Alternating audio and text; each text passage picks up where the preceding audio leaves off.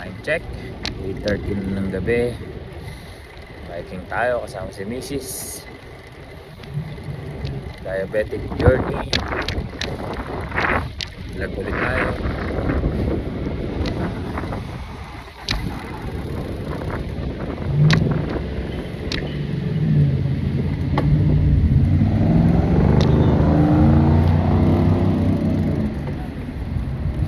Bike pa rin tayo kasama si Mrs.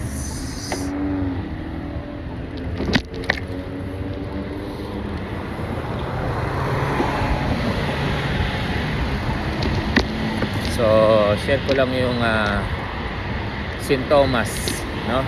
Sintomas bakit ako nagkaroon ng or bago ako magkaroon ng diabetic type 2. So, I think for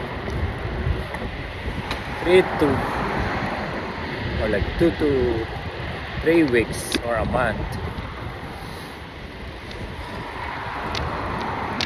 bago tayo ma-diagnose ng ating sintomas ng diabetes.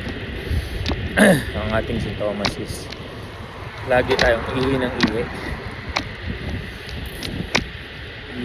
ihi, lalo na yung sa gabi, no? I remember na at least 3 to 4 times every night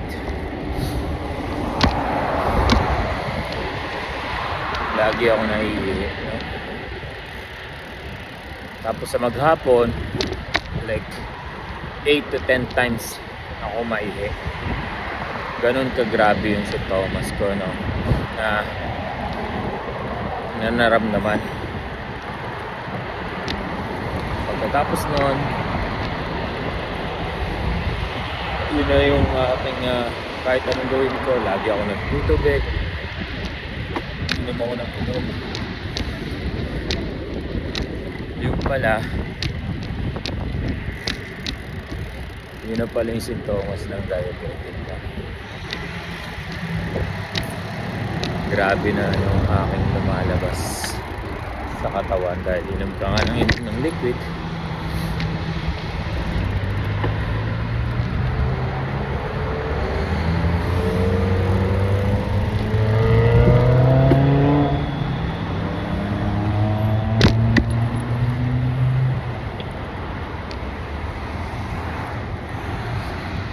So yun yung naging sintomas ko, no? Ihi ako ng ihi at inom ako ng inom ng tubig. Yun pala, mataas na pala yung aking blood sugar. So yun yung sintomas ko, no? So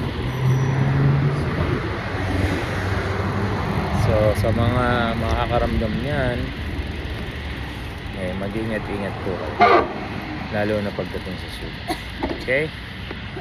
Salamat.